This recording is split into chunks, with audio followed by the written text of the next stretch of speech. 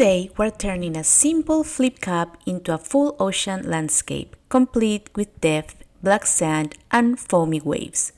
What started as a regular acrylic pour turned into one of the most textured and dynamic pieces I've ever made. I'm layering 2 pours, building a shoreline with modeling paste, and finishing it off with waves that look like they are still moving. Welcome back to Inktassi. I'm Vanessa, and if you've ever wanted to combine fluid art with texture and realism, this is the perfect project to try. Let's get started. I started by doing a flip cup with layers stacked on top of each other. Tip: interchange dark and light colors for the best contrast. The recipe and measurements for both flip cups are detailed in the description section of this video.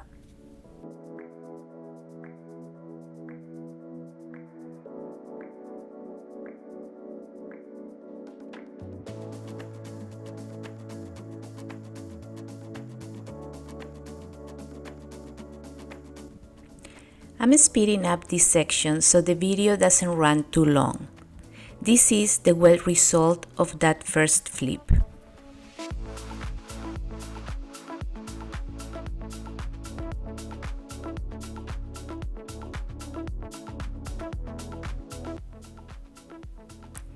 After it dried, I thought, why not do a second flip cup on top of the first one? Another tip: if you are going to do this, use only transparent colors. I wanted lots of depth and movement. By keeping the colors transparent, the layers and details underneath stay visible in a subtle way. I'm doing a dirty cup for this second layer, aiming for lots of movements and delicate patterns.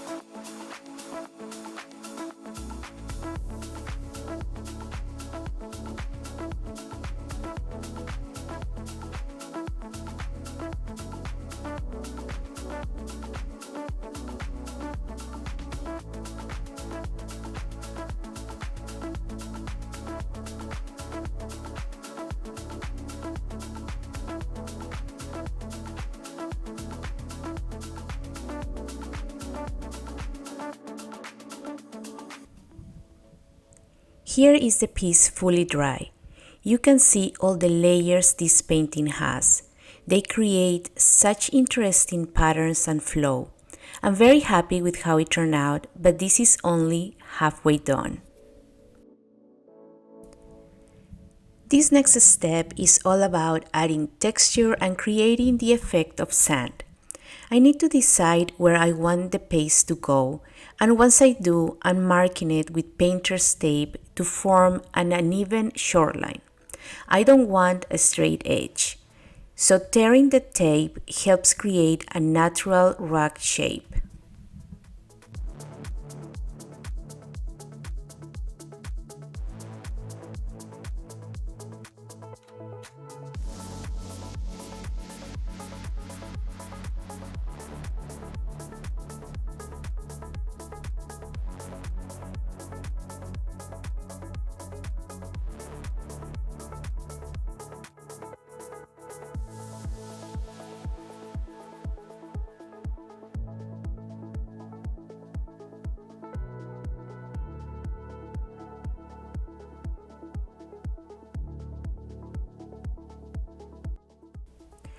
To create the illusion of sand, I'm using Amsterdam modeling paste. Make sure to mix your paste really well before applying it.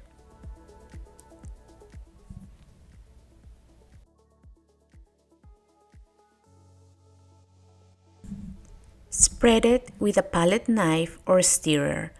I'm using a generous amount, trying my best to make the layer even. It doesn't have to be perfect. I just didn't want one section with a thick mound of paste and another with barely any.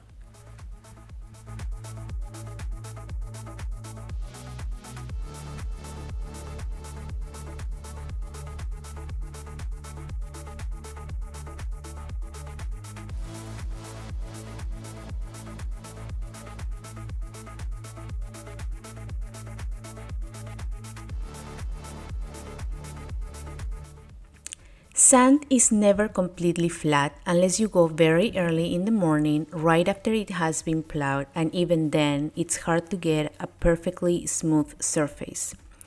To create those peaks and ridges, I'm using cling wrap to make an imprint on the modeling paste. You can use plastic wrap, a bag, bubble wrap, or anything that can leave texture.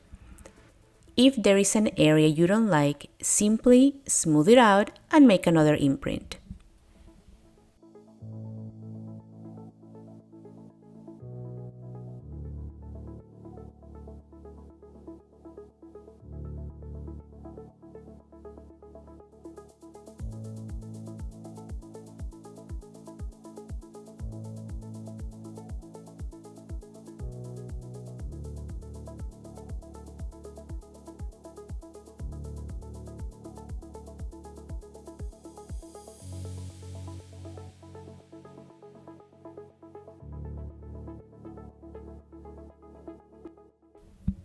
Here is another tip.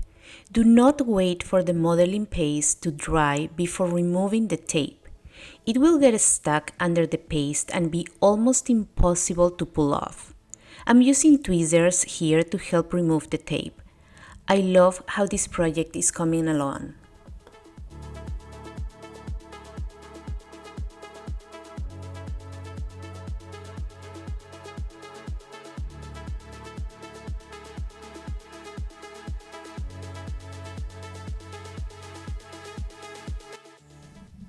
The modeling paste has dried beautifully, and now it's time to paint the black sand.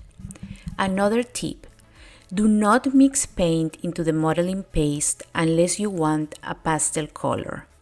For vibrant, true colors, always paint over the paste once it's dry. I'm placing plastic around my acrylic pour to protect it from any painting mishaps. I'm using Artist Loft Soft Acrylic Black, a very inexpensive brush, and some water. There is nothing fancy about this step. I'm simply covering the modeling paste with black acrylic paint. For the shoreline, I'm using a flat size 12 brush for more control over the edge.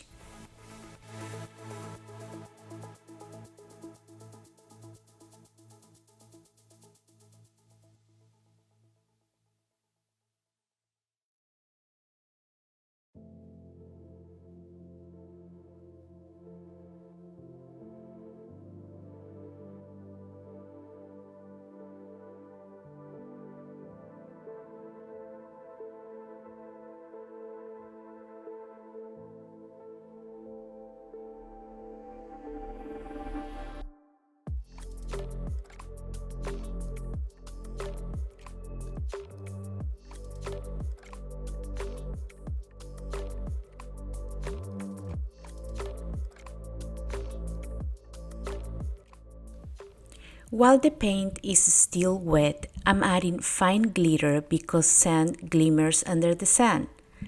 The brand I'm using no longer exists, but I'll link one I use often and trust. You can add as much or as little as you want, then remove the excess.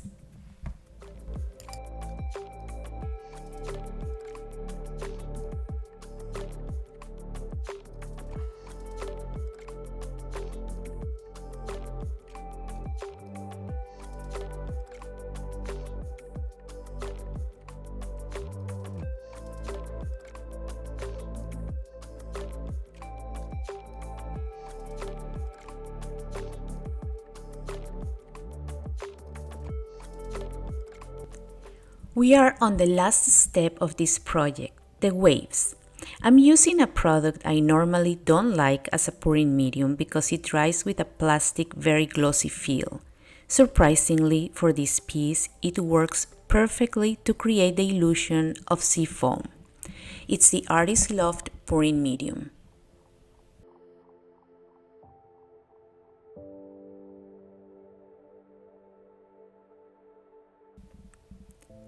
I did a test before doing my final piece to make sure it performs well, and it did.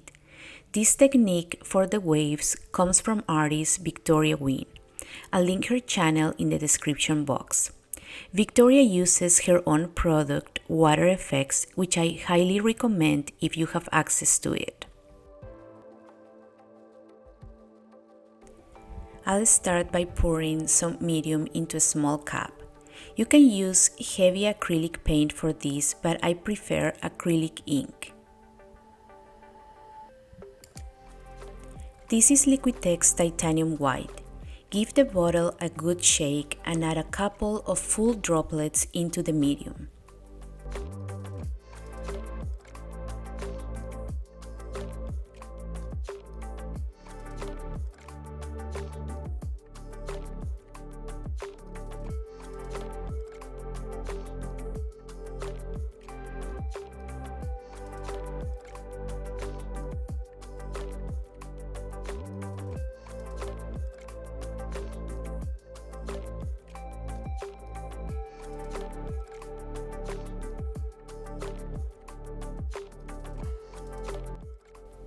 Another tip, do not stir the ink or paint into the medium.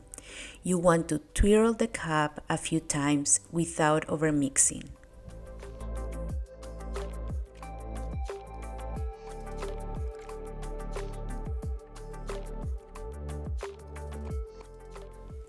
Then pour the mixture along the shoreline.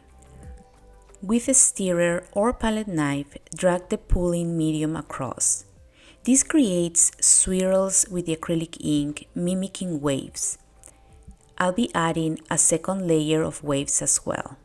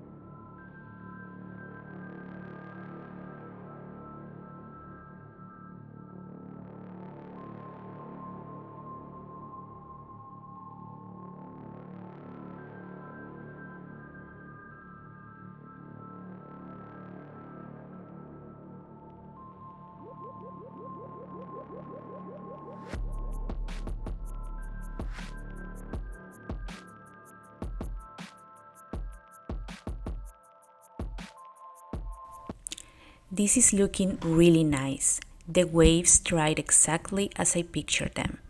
But because the waves are extremely glossy, I decided to pour the medium over the entire piece so it all looks cohesive.